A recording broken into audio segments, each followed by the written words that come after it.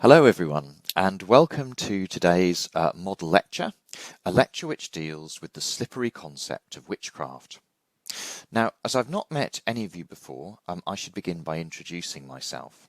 My name is Mark Stoyle. I'm one of the professors of early modern English history here at Southampton, and I've been interested in the history of witchcraft ever since I was a teenager.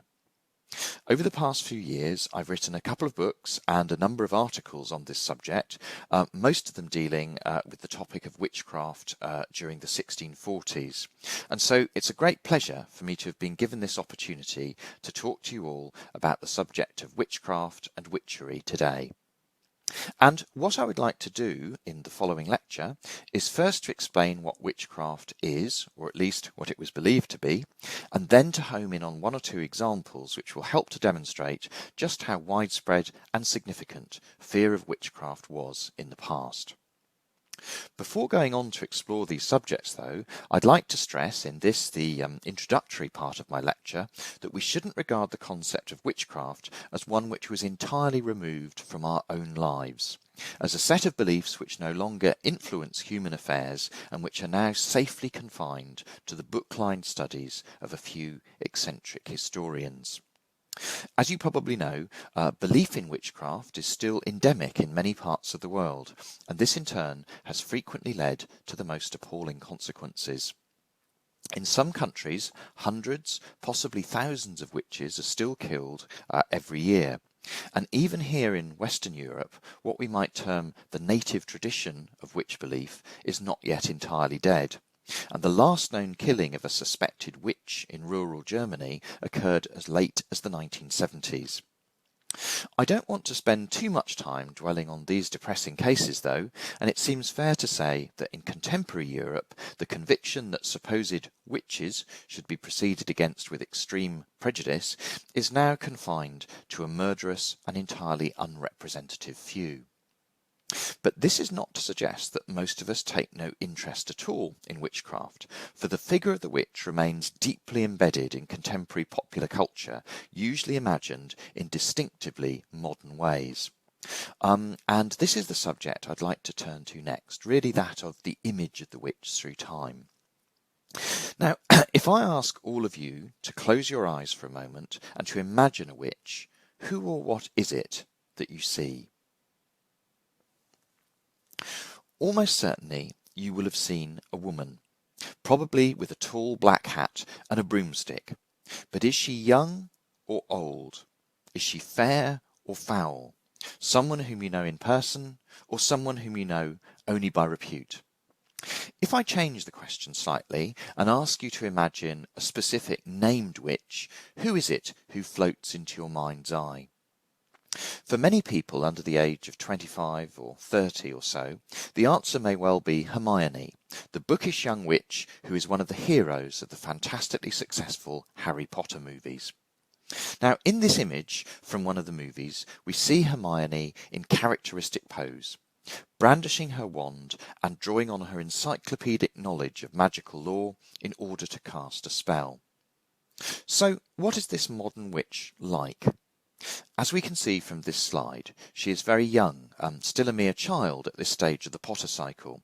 She is pretty and she is exceptionally well groomed.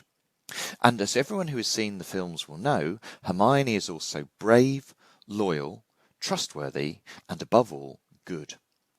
Hermione may have other interests in her life, exams, boys, Quidditch and so forth, but her overriding concern is to make sure that Harry succeeds in his cosmic battle to defeat the forces of darkness. In short, Hermione is the polar opposite of the traditional wicked witch who has haunted the Western imagination for so long. And precisely the same thing could be said, I think, of the second youthful sorceress with whom so many of us grew up, Sabrina, the teenage witch. Sabrina may not be as steely as Hermione, and her daily life is far less hectic, but she possesses many of the same characteristics as her British equivalent.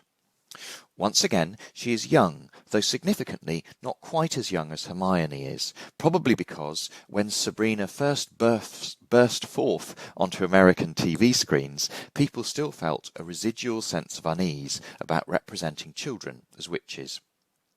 Just like Hermione, moreover, Sabrina is pretty, she's impeccably turned out, and she is utterly benign. She is the mirror image of the traditional wicked witch. The most interesting difference between these two young sorceresses, perhaps, is their choice of intimate companion. For where Hermione is never far away from the lugubrious Ron Weasley, Sabrina possesses an altogether more compelling associate in the form of Salem, her black cat. Now, on the surface of things, Salem, who is greedy, eccentric, and as this picture reveals, fond of donuts, is simply a wisecracking sidekick of the sort which all American films and TV shows are obliged by law to include within their plot lines. But at a deeper level, Salem, a feline who not only talks, sings and tells jokes, but also possesses magical powers, is a heavily updated and heavily sanitized version of the witch's familiar, that demonic spirit in animal form which was believed to assist the traditional witch in all of her wrongdoing. Salem, of course, is about as unthreatening as it's possible for a talking cat to be, and anyone who regards him as a genuine personification of evil would be well advised to seek medical help. But once again, it's important to stress that the contemporary tendency to present witches' familiars, just like witches themselves, as essentially benign, is a very, very recent development. Throughout most of the Western world, the positive view of witchcraft is a post-World War II phenomenon. As the so-called counterculture began to develop in the 1950s and 60s, so witches started to be reimagined by bohemian intellectuals as historical practitioners of alternative lifestyles. And this modern conception of the witch really took off during the 1960s, when witchcraft became associated with feminism, with free love, with rebel chic, and with generally rebelling against the establishment. While witch imagery was adopted by many rock bands in order to project an aura of rebelliousness and sexual license, a tactic which remains popular to this day. These developments radically altered the public image of witchcraft, and when two female Scottish rock musicians described themselves as scabby Glaswegian witches during the 1980s, their words were clearly intended to invoke a sense of gritty allure in the minds of their fans, rather than the physical repulsion which those self-same words might well have invoked in anyone who had heard them just a few decades before. By this time, in other words, the image of the witch had become both youthful and cool, and it is this which explains its subsequent reappropriation for ever younger generations of cultural consumers by writers like J.K. Rowling. Throughout the pre-World War II era, by contrast, representations of the witch in the Western mass media had been almost universally hostile. In this next slide, for example, we see the witch from the 1937 Walt Disney film Snow White as she tempts the eponymous heroine with a poisoned apple. The parallels between this image and that of the serpent tempting Eve in the Garden of Eden are almost too obvious for me to mention. And here in this next slide, more strikingly still, we see the Wicked Witch of the West from the 1939 Hollywood blockbuster The Wizard of Oz. This witch, hooked of nose, cruel of countenance, and genuinely frightening, is infinitely more representative of the stereotypical view of the witch than are either Hermione or Sabrina. And to emphasise just how well established that stereotypical view was, let's now consider an image of a witch which was published in London in 1643, almost 300 years before the Disney film was released, and here this one is. Now, as I think you'll agree, this witch and the witch in the Wizard of Oz, they bear a strong family resemblance. In this front page from a contemporary pamphlet, in this depiction of the so-called Witch of Newbury, we see the classic portraiture of the traditional wicked witch. The hooked nose, the black clothes, the staff on which she leans, the bent posture, the warts on her face, all of them are there. We should also note the two sinister birds which hover above the witch and which are clearly intended to represent her familiars or assistant demons. An earlier engraving of a witch still, published in England in 1579, which we see here, features some even more unpleasant familiar spirits. Here, an aged crone feeds a group of repulsive, toad-like creatures with an unknown substance, quite possibly blood. We are now in a very different world from that of Sabrina and Salem. So, having carried you back in time from the England of Queen Elizabeth II, where witchcraft is, for most people, a source of entertainment, to the England of Queen Elizabeth I, where witchcraft was, again for most people, a source of genuine fear, it's time to ask what witchcraft actually was, or at least what contemporaries believed it to be. So, what was witchcraft? The modern-day definition of witchcraft is very simple. According to the Oxford English Dictionary, witchcraft may be defined as the practice of a witch or witches, the exercise of supernatural power supposed to be possessed by persons who are in league with the devil or with evil spirits. Tudor definitions of witchcraft were much less precise, but also much more evocative. And one of my own favourite definitions of witchery, as Tudor English men and women often termed witchcraft, was that which was drawn up by William West, a lawyer of the Inner Temple of London in 1594, and which you can see here. A witch or hag, wrote West, is she which, being deluded by a league made with the devil, through his persuasion, inspiration, and juggling, thinketh that she can design what manner of evil things soever, either by thought or imprecation. For example, West went on, the typical witch believed herself to be able to shake the air with lightnings and thunder, to cause hail and tempests, to remove corn or trees to another place, to be carried of her familiar, which hath taken upon himself the deceitful shape of a goat, swine, or calf, etc., into some mountain, far distant in a wonderful short space of time, and sometimes to fly upon a staff or fork or some other instrument through the air, and to spend all the night after with her sweetheart, that's to say with her familiar, in playing, sporting, banqueting, dancing, dalliance, and divers other devilish lusts and lewd disports, and to show 1,000 other such monstrous mockeries. Now, idiosyncratically phrased as it is, West's description provides a very good idea of how most of his contemporaries imagined the figure of a witch. First of all, as you will no doubt have observed, West defines the typical witch as a woman. Second, he claims that she acquires her occult powers as a result of entering into a formal pact with Satan, a pact which the devil initiates for his own dark ends. Third, West notes that once the pact has been made, the witch is able to cast all sorts of destructive spells. Fourth, he touches on the witch's close association with her familiar or assistant demon, an evil spirit which is able to transform itself into the shape of a goat, a pig, or some other animal, and in that guise to transport its human associate rapidly through the air. West notes in passing that the witch may sometimes choose to fly on a staff instead, this aid to rapid flight being the forebear, of course, of the modern-day witch's broomstick, and again we find our thoughts turning to Hogwarts. Finally, West alludes to the supposed licentiousness of the typical witch, who, having flown to an enchanted place full of sensual delights with her familiar, then indulges in vigorous sexual congress with him. The image of the witch which West summons up would have been recognised throughout the whole of Western Europe at this time. Nor does his account cover the full range of the witch's reputed powers, for those who had enlisted themselves under the devil's black banner were also believed to be able to predict the future, to discover lost and hidden goods, to provoke unlawful lust in both men and women, to protect their favourites from harm, and most frighteningly of all, to waste and destroy both people and animals.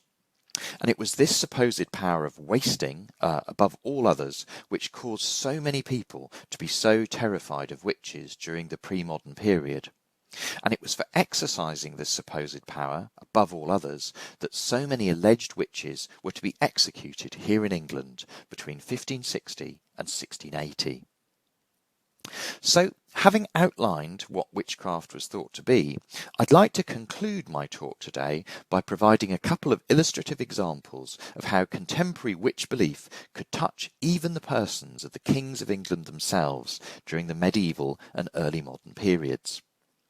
A good place to start is with Eleanor Cobham, the Duchess of Gloucester, who in 1441 was accused of trying to bring about the death of King Henry VI through image magic. And Eleanor, who's seen here in her sinister prime, was the wife of Humphrey, Duke of Gloucester, who was the king's uncle and had acted as regent during his minority. Eleanor was accused of seeking to foretell her own political future, the implication being, of course, that she hoped that her own husband would one day accede to the throne, and of causing a wax image to be made, which was intended to be pierced with pins and thus to waste or destroy the body of the king. It was claimed that Eleanor had been assisted in her occult activities by a priest and by Marjorie Jourdemain of the Manor of Eye near Westminster, an old woman who is popularly known as the Witch of Eye. Eleanor denied the charges and claimed that she had gone to see Jourdemain simply in the hope that she would be able to help her to conceive a child. The king's judges were not convinced, however, and Eleanor and her associates were condemned as enchanters. The priest was subsequently hanged, drawn, and quartered for his offences, while the unfortunate Margaret Jourdemain was burned at Smithfield, one of the very few occasions, it's worth pointing out, on which a condemned English witch is known to have been burned rather than hanged. Eleanor herself, as the wife of a nobleman, managed to escape this terrible fate, but she was nevertheless imprisoned for the rest of her life. Rumours of witchcraft about the crown again swept the country some 2 centuries after Jourdemain's death, during the 1620s, when it was widely suspected that George Villiers, Duke of Buckingham, whom we see here, who was the beloved favourite of the ruling monarch King Charles I, was also in league with the devil. Particular suspicion focused on the person of the Duke's personal astrologer, Dr. John Lamb, who was alleged to have provided Buckingham with powerful philters, that's to say love potions, which had enabled the Duke to seduce a whole string of hapless noblewomen at court. Lamb was beaten to death by an angry mob on the streets of London in 1628, this image shows that, and Buckingham was assassinated soon afterwards. Charles I himself was remarkably sceptical about the supposed power of witches, and he even went so far as to intervene in order to save some alleged witches from execution in the 1630s. The king's common sense can only be applauded today, but it won him no friends at the time, and following the outbreak of the English Civil War in 1642, Charles's enemies in Parliament swiftly unleashed a propaganda campaign against him as they spread rumours that witchcraft was rife at the English court, and that Charles I was in the grip of occult forces which he either would not or could not control. With the collapse of royal censorship on the eve of the war, the king had no means of preventing such tales from being printed in the capital, which was by now in his enemies' hands, and from here the stories were distributed all over the kingdom.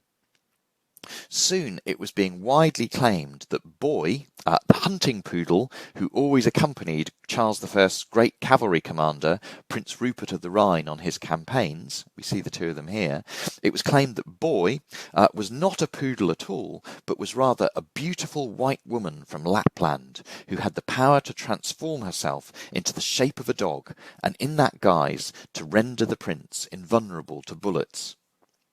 Encouraged by stories like these, in 1645, Matthew Hopkins, the self-styled witch-finder general, kicked off the biggest witch hunt in English history in the parliamentary heartland of East Anglia. This is an image of Hopkins, again, in his prime.